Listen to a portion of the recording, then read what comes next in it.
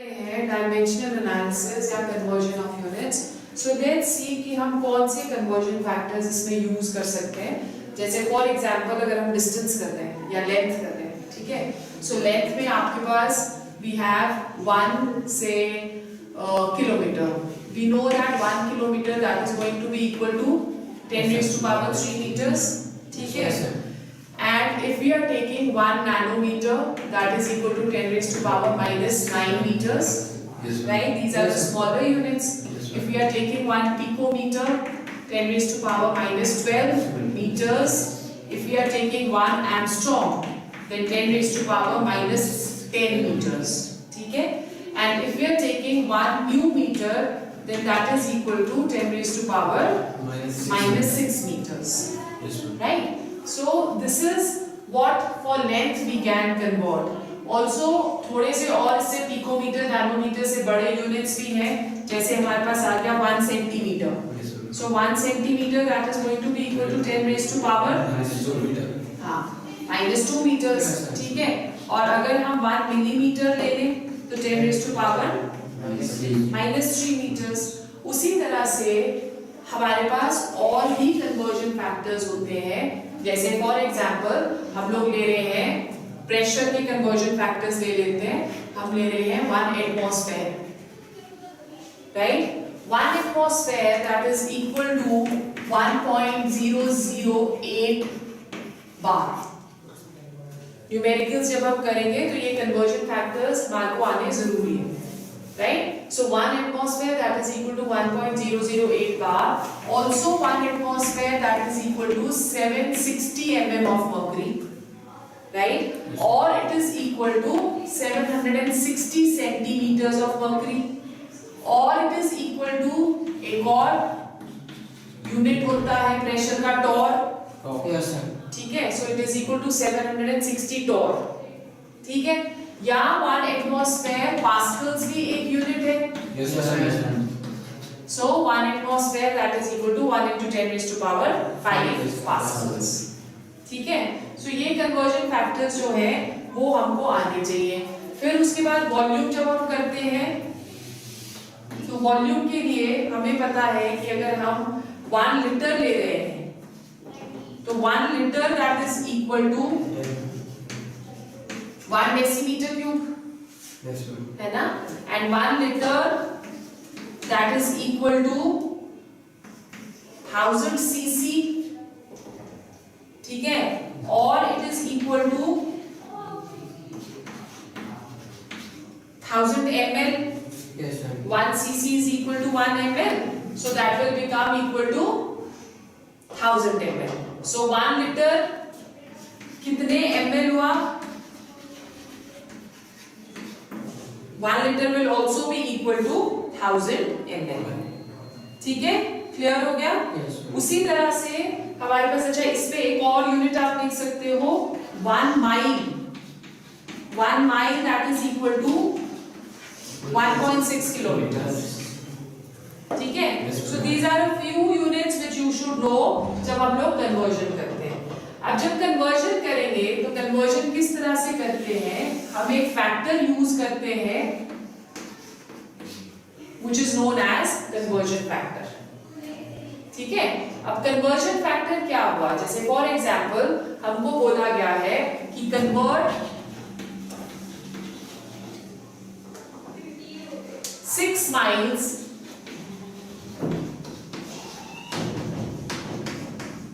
into kilometers. Convert 6 miles into kilometers. Now we know that over here we have written that 1 mile that is equal to how many kilometers? 1.6 kilometers, ठीक है। So unit factor हम इसका निकालेंगे by unitary method। अगर 1 mile is equal to 1.6 kilometers, तो 1 will be equal to what? That will be equal to 1.6 kilometers upon 1 mile. Unitary method से 1 यही हो गया, ठीक है। और हमको कितने कन्वर्जन करनी है? 6 माइल्स की। So therefore 6 miles that will be equal to 1.6 kilometers upon 1 mile into 6 miles. Miles और माइल्स कट गए, ठीक है। तो अब ये आपके पास आ गया 6 6 36 9.6 kilometre. So 6 miles that is equal to 9.6 kilometers। इस तरह से हम जो है वो कन्वर्जन करते हैं। Let's take another example। हम ले रहे हैं, हमको कन्वर्ट करना है, कन्वर्जन फैक्टर पता होना जरूरी है। 1 लीटर एटमॉस्फेयर क्या होता है? That is equal to 101.32 joules, ठीक है। अब बोल रहे हैं कि convert 60 litres atmosphere into joules. अगर हमारे को ये ना पता हो सपोज, तो फिर हम लोग कन्वर्जन नहीं कर सकते। तो इसलिए हमें कन्वर्जन फैक्टर जो है वो पता होना जरूरी है, राइट। सो अब जब हम इससे करेंगे तो हम क्या करेंगे? 1 litre atmosphere that is equal to 101.32 joules, yes ma'am, ठीक है। सो यूनिटरी फैक्टर, इसका यूनिट फैक्टर क्या निकलेगा? 1 will be equal to 101.32 joules upon 1 liter atmosphere, ठीक है। और हमको कितना करना है? 60। So 60 liter atmosphere will be equal to 101.32 joules upon 1 liter atmosphere into 60 liters atmosphere, ठीक है। ये और ये कट गया। So you multiply this, 6 2s are 12, 6 3s are 18 and 1 is 19, 6 1s are 6 and 1 is 7, 0 6, ठीक है। और एक 0 भी था यहाँ पे। So decimal will now come over here। So 60 liter atmosphere that is equal to 6079.20 joules। So this is your conversion factors, ठीक है। Have you understood? Yes, Okay। फिर उसके बाद हमारे पास एक बड़ा इंपॉर्टेंट टॉपिक आता है एग्जामिनेशन पॉइंट ऑफ व्यू से, which is known as laws of chemical combination। Our next topic is laws of chemical combination। yes,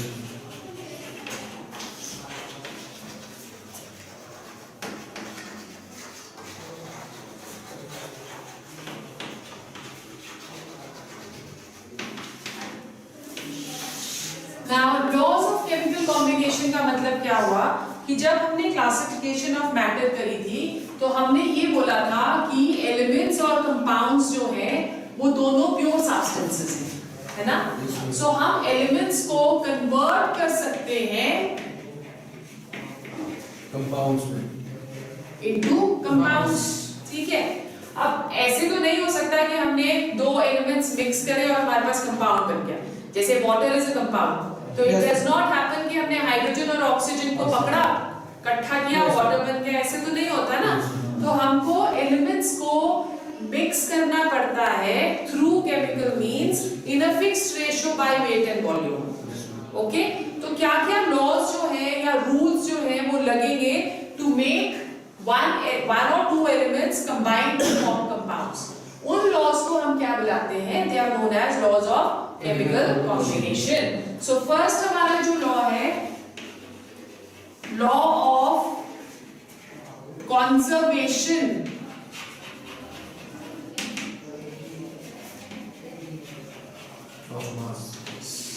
It is known as law of conservation of mass। The law was put forward by Anthony Lavoisier। Anthony Lavoisier को हम father of chemistry, modern chemistry भी बुलाते हैं, ठीक है। So Anthony Lavoisier ने law of conservation of mass दिया। According to this law, जब भी कोई रिएक्शन होता है then total weight of the reactants is always equal to the total weight of the products, ठीक है। सो जैसे फॉर एग्जांपल हमने ले लिया कार्बन और ऑक्सीजन, ठीक है, और ये दोनों कंबाइन करेंगे to give us carbon dioxide, right. So यहाँ पे जब कार्बन है, atomic mass of carbon that is equal to 12, oxygen का हो गया 32, ठीक है, और कार्बन डाइऑक्साइड का molecular weight that is equal to 44। इसको और इसको according to the law sum total reactants is equal to the sum total mass of the products? Yes, ma'am. तो आप sum total इसका करते हो तो ये 44 grams आ जाता है. Yes, ma'am. So 44 that is equal to 44. Yes, ma'am. ठीक है? So this proves the law of conservation of mass. Right? Yes, Let's take another example. हम लोग ले रहे हैं NaCl plus AgNO3, Yes, ma'am. right? To give us NaNO3 plus AgCl. Suppose we are doing this reaction in a H-type tube. H-type tube हमारी कैसी होती है? जैसे हमने दोनों तरफ एक हाँ, both are joined with an H. Yes, ma'am.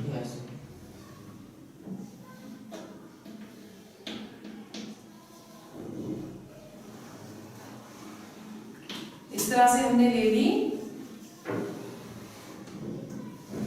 और ये बीच में इसकी पार्टीशन है, Yes, ma'am. राइट?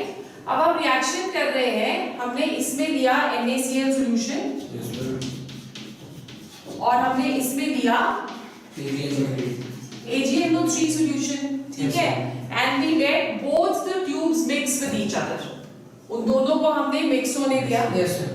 जब मिक्स होगा तो रिएक्शन हो जाएगी. मिक्स होने से पहले हम इस ट्यूब का वेट ले लेते हैं, Yes, राइट? सो जब हम इस ट्यूब का वेट ले लेंगे, लेट्स से मिक्स होने से पहले उसका जो वेट है that is equal to x grams, Yes, ma'am. Right? जब हमने मिक्स किया उसके बाद इसको स्टैंड होने दिया for the reaction to take place, तो हम दोबारा से इसका वेट करेंगे. We will see that after reaction also the weight of the tube is only x grams. So it means कि जो इसका टोटल वेट था रिएक्शन होने से पहले वो भी x ग्राम्स था. जब रिएक्शन हो गई तो उसके बाद जो वेट लिया तो वो भी x ग्राम्स था.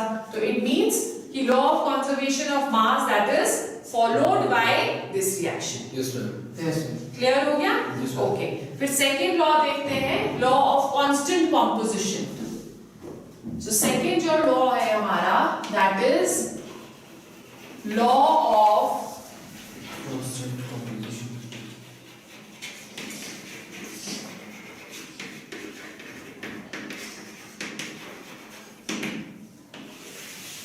Law of constant composition. क्या बोलता है ये लॉ ऑफ कांस्टेंट कंपोजिशन या डेफिनिट प्रोपोर्शंस भी हम इसको बुलाते हैं. This law that was put forward bye Joseph Proust.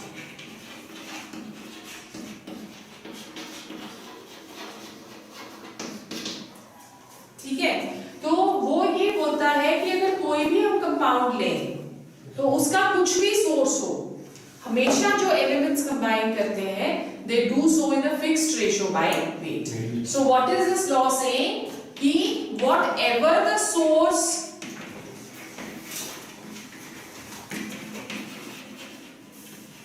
of the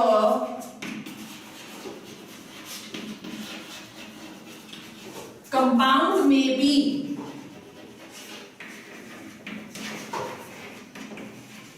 the elements combine in a fixed ratio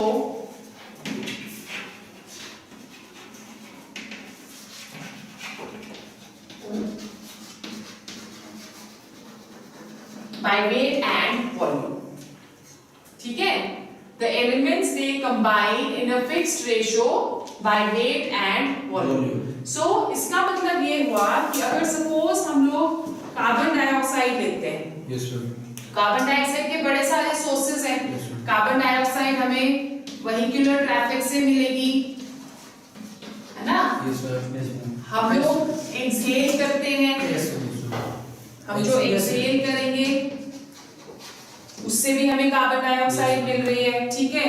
plants भी कार्बन डाइऑक्साइड देते हैं. So there are many sources जहां से हमें कार्बन डाइऑक्साइड मिलती है, पर हमेशा जो रेशियो कार्बन और ऑक्सीजन की रहती है that is 1:8 by volume. Sorry, 1:2 by volume. 1 of carbon and 2 of oxygen. और अगर हम बाय वेट इसका लें तो कार्बन का वेट कितना होता है? 12 और ऑक्सीजन का वेट कितना हो गया 32 2 है ना ऑक्सीजन 2 into 16 32 तो ये 4 3s और 4 8s Yes, sir. so the ratio by mass that is equal to 3:8 and the ratio by volume that is equal to 1:2 चाहे कहीं से भी कार्बन डाइऑक्साइड हमको मिलेगी ठीक है उसी तरह से एक और एग्जांपल ले लेते हैं Yes, sir. H2O. वाटर का Yes, yes, sir. वाटर हमें कहां से मिल सकता है टैप से मिल सकता है रिवर से मिल सकता है सी से मिल सकता है तो we have many sources of water Yes, sir. Ratio hydrogen और ऑक्सीजन की हमेशा क्या रहेगी ठीक है बाय वॉल्यूम और बाय वेट अगर हम देखते हैं तो इसका 2 ग्राम्स आ गया और ऑक्सीजन का 16 ग्राम्स आ गया so this is going to be 1:8 by weight so water में hydrogen and oxygen they are always combined in 2:1 by volume and 1:8 by weight whatever the source of the compound may be or whatever the source of water may be ठीक है so this is law of definite proportions okay फिर उसके बाद next हमारे पास आता है third law of multiple proportions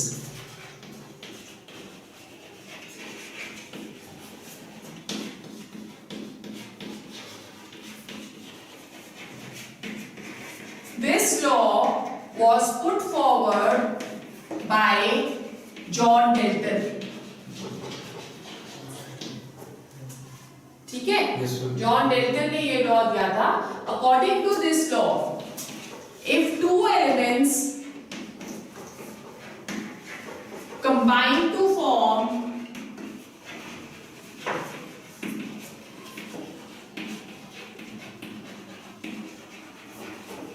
more than two compounds या more than one compound लिख लेते हैं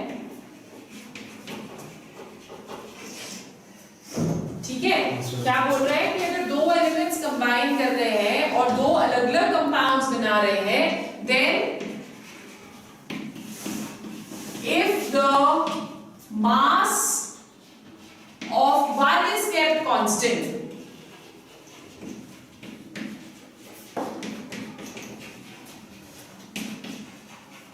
if the mass of one is kept constant then the second element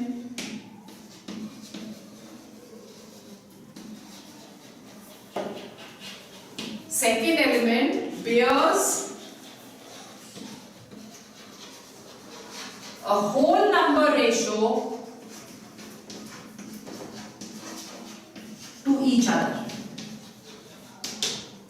ठीक है एग्जाम्पल हम लेते हैं इसमें सबसे सिंपल एग्जाम्पल लेते हैं पहले कार्बन जो है कार्बन और ऑक्सीजन कंबाइन करते हैं दो कंपाउंड्स बनाने के लिए one is carbon monoxide and the other one is carbon dioxide ठीक है अब यहाँ पे हमने कार्बन और कार्बन जो है वो फिक्स कर दिया अगर हम कार्बन और कार्बन फिक्स करते हैं तो ऑक्सीजन की रेशियो यहाँ पे क्या आ जाएगी 1:2 यहाँ पे 1 ऑक्सीजन है यहाँ पे 2 ऑक्सीजन है so the ratio that is going to be equal to 1:2 इस लॉ को हम बहुत अच्छे से एक्सप्लेन कर सकते हैं by taking example of nitrogen and oxygen right nitrogen और ऑक्सीजन जो है वो 5 ऑक्साइड्स बनाते हैं राइट 5 ऑक्साइड्स कौन-कौन से हो गए फर्स्ट नाइट्रस ऑक्साइड जिसे हम लाफिंग गैस बुलाते हैं ठीक है second is nitric oxide third is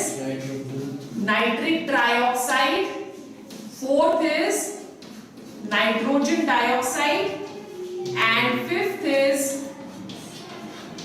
nitrogen pentoxide ठीक है क्लियर हो गया अब हम इसमें वेट ऑफ नाइट्रोजन ले लेते हैं क्या क्या है let's take the weight of nitrogen और हम लेते हैं वेट ऑफ ऑक्सीजन ठीक है सो वेट ऑफ नाइट्रोजन इसमें कितना होगा 2 into 14 that is equal to 28 weight of nitrogen यहाँ पे हो गया 14 यहाँ पे हो गया 28 फिर यहाँ पे हो गया 14 और यहाँ पे हो गया 28।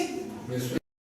Okay Yes, sir. उसी तरह से वेट ऑफ ऑक्सीजन यहाँ पे 16, 16. यहाँ पे भी 16, ठीक है। Yes, sir. यहाँ पे कितना हो जाएगा 48. 3 into 16 that is 48, 32 Yes, ma'am. और यहाँ पे 5 into 16 that is 80, ठीक है। Yes, sir. Now what do we have to do according to the law? हमको नाइट्रोजन को फिक्स करना है। Yes, sir. So नाइट्रोजन का minimum weight can be taken as 14। 14. So हम सबको 14 पे फिक्स कर देते हैं। Yes, sir. इसको हम 14 पे फिक्स करेंगे 2 से काट के 14 ऊपर है. तो इसको भी फिक्स करना पड़ेगा, हमको Yes, काटना sir. पड़ेगा, ठीक है। उसी तरह से इसको भी काट देते हैं 14 और ये हो जाएगा 24। Yes, sir. ये 14 ही है तो वी नीड नॉट टच। इसको भी चेंज करते हैं 14 40. और ये आ जाएगा 40। सो हमारे पास आया 8 is to 16 is to 24 is to 32 is to 40. is to 40। Yes, sir. Simplest whole number ratio में कन्वर्ट करते हैं। 8 1 जा 8, 2 जा 3 जा 4 जा 5 जा and 5 जा। So the ratio of oxygen will be 1 is to 2 is to 3 is to 4 is to 5. Got it? Yes, sir. ये डेल्टन्स लॉ को बहुत अच्छे से प्रूव करता है। Yes, sir. ये वाला जो हमने एग्जांपल दिया है।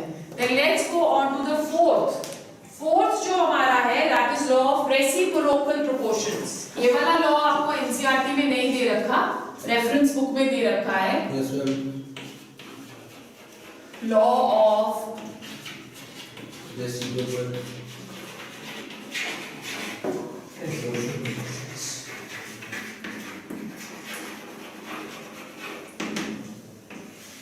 This law was put forward by Richard, right? Yes, sir. अब ये लॉ क्या बोलता है? हमने जो लॉ ऑफ क्या कहते हैं उसको मल्टीपल प्रोपोर्शंस दिया, उसमें हमने 2 एलिमेंट्स को कंसीडर किया था। Yes, sir. अब इसमें हम 3 एलिमेंट्स को कंसीडर करेंगे। 3 एलिमेंट्स कंबाइन करते हैं और 3 डिफरेंट कंपाउंड्स बनाते हैं। Yes, sir. ठीक है।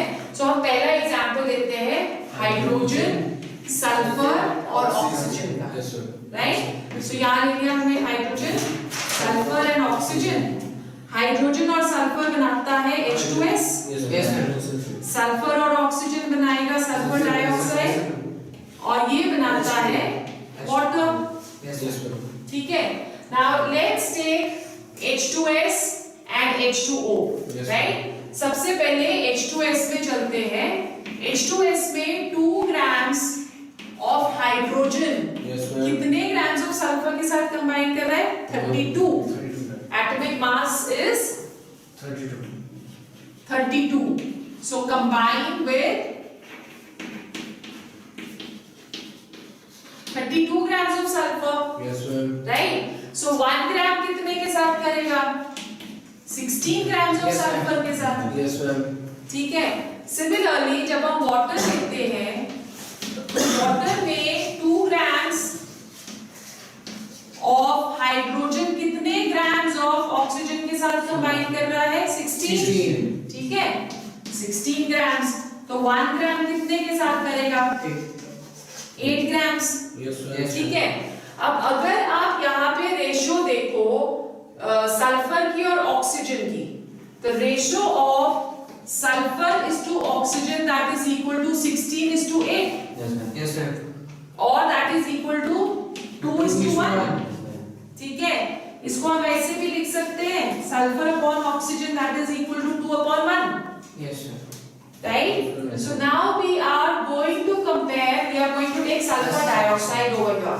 मतलब कि जब सल्फर और ऑक्सीजन इन 2 एलिमेंट्स में 2 is to 1 की रेशियो में कंबाइन कर रहा है, Yes, sir. तो यहाँ पे जो सल्फर कंपाउंड बनाएगा Yes, sir. उसकी रेशियो यहाँ 1 is to 1 होनी चाहिए या 2 is to 1 होनी चाहिए। Yes, sir. तो हम यहाँ पे सल्फर और ऑक्सीजन की देखते हैं, तो सल्फर 32 ग्राम्स हुआ ना। Yes, ma'am. 32 grams of sulphur कितने के साथ कंबाइन कर रहा है यहाँ पे? 32 grams of oxygen.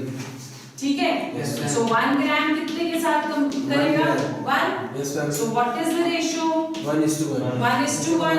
Or we can say that sulfur upon oxygen over here is equal to 1/1. Yes, ma'am. ठीक है? Yes, sir. और वहां पे सल्फर अपॉन ऑक्सीजन कितना था?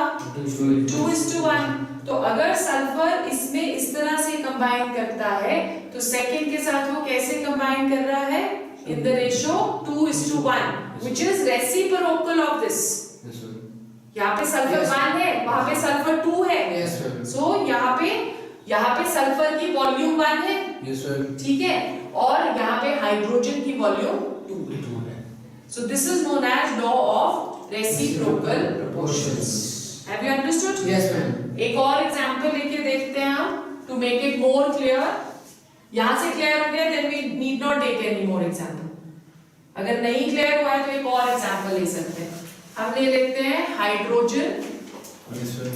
ठीक है, और हम ले लेते हैं सोडियम, और हम ले लेते हैं chlorine. Yes, ma'am. Right? Yes, अब ma'am. हाइड्रोजन क्लोरीन के साथ कंबाइन करता है to form hydrogen chloride, Yes, ma'am. और सोडियम भी क्लोरीन के साथ कंबाइन करेगा Chloride. To make sodium chloride. ठीक है? अब अगर आप रेशो यहाँ पे देखो 1:1, Yes, ma'am. ठीक है? तो अगर सोडियम जो है वो क्लोरीन के साथ एक कंपाउंड बनाएगा तो उसकी रेशो भी क्या होनी चाहिए? 1:1. ठीक है? So that is what is happening in NaCl. HCl में रेशो 1:1 हो गई, और NaCl में भी रेशो क्या हो जाएगी? 1:1. Yes, ma'am. Have you understood? Yes, Yes, ma'am. Okay. So next law जो हमारा है that is Gay-Lussac's law of combining volumes. The fifth law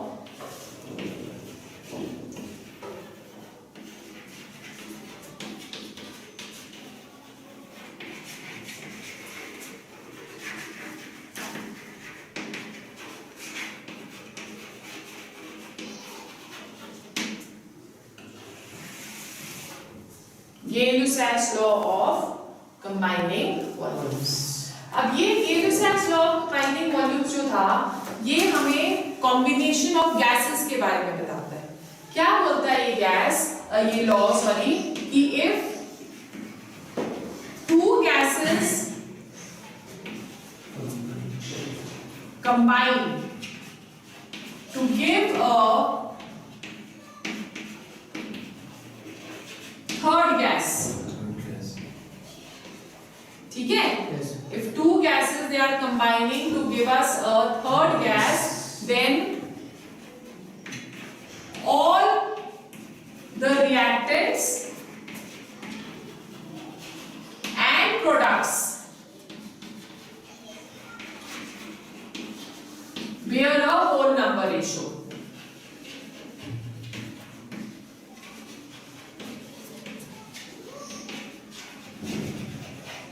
To each other. ठीक है? Let's take an example. हम ले रहे हैं hydrogen which is a gas Yes, ma'am. plus chlorine which is another gas. Yes, ma'am. ठीक है? और ये कंबाइन कर रही है to give us HCl which is again a gas. Yes, तो ma'am. हम देख रहे हैं कि यहाँ पे 1 वॉल्यूम है इसकी, है ना? Yes, ma'am. यहाँ पे 1 वॉल्यूम है इसकी, और उसकी कितनी वॉल्यूम हो गई? 2. Two. So the ratio is going to be 1:1:2. ठीक है? क्लियर हो गया? Okay. So this is Gay-Lussac's law of combining volumes. ये वाला जो लॉ था बेसिकली ये बर्जेलिस हाइपोथेसिस से डिराइव किया गया था.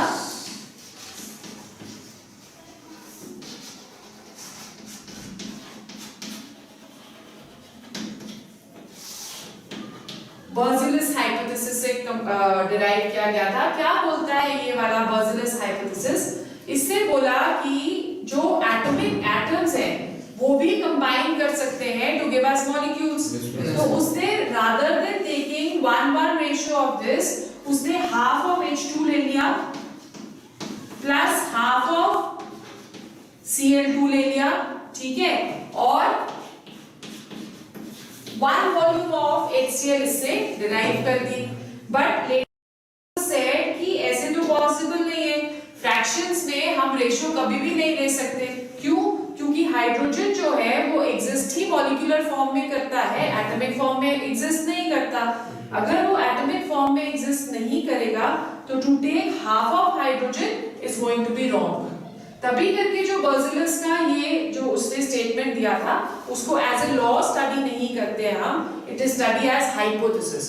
हाइपोथेसिस इज समथिंग कि जिसकी हमने स्टेटमेंट डाल दी बट उसको प्रूव नहीं कर पाए, उसको हाइपोथेसिस बुलाते हैं। Yes, तो बर्जिलस अपनी स्टेटमेंट को प्रूव नहीं कर पाया, इसलिए वो हाइपोथेसिस ही रह गया।